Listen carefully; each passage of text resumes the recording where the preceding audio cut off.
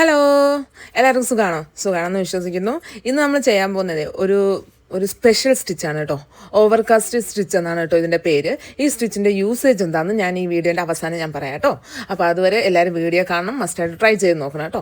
അപ്പോൾ അതിനായിട്ട് നമുക്ക് ഒരു ലൈൻ മതിയാവും. ഈ ഒരു ലൈനിൽ ഫസ്റ്റ് നമുക്ക് ഏത് കളർ ത്രെഡ് വേണമെങ്കിലും എടുക്കാം കേട്ടോ.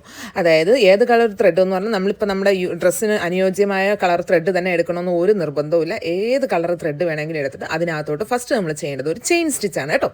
ഈ ചെയിൻ സ്റ്റിച്ച് ചെയ്യാൻ അറിയാത്തവർ എൻ്റെ ചാനലിലോട്ട് കയറി നോക്കിയാൽ മതിയാവും. ചെയിൻ സ്റ്റിച്ചിൻ്റെ ട്യൂട്ടോറിയൽ ഉണ്ടാവും കേട്ടോ.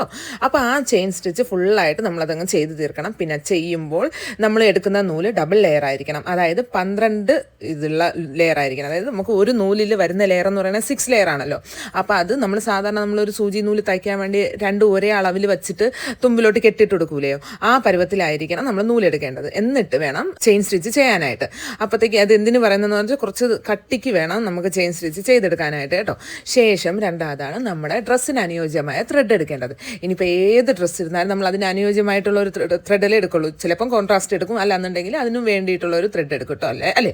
അപ്പോൾ ആ ത്രെഡ് എടുക്കുക. അതും ഇതേപോലെ ഡബിൾ ലെയർ ആയിരിക്കണം.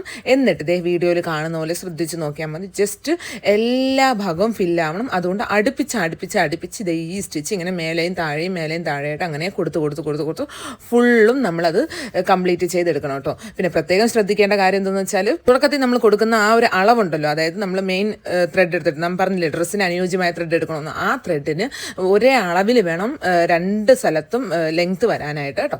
അളവും ഒരു ഭാഗത്ത് കൂടിപ്പോയി ഒരു ഭാഗത്ത് കുറഞ്ഞു പോയിട്ടിരിക്കാൻ പാടില്ല.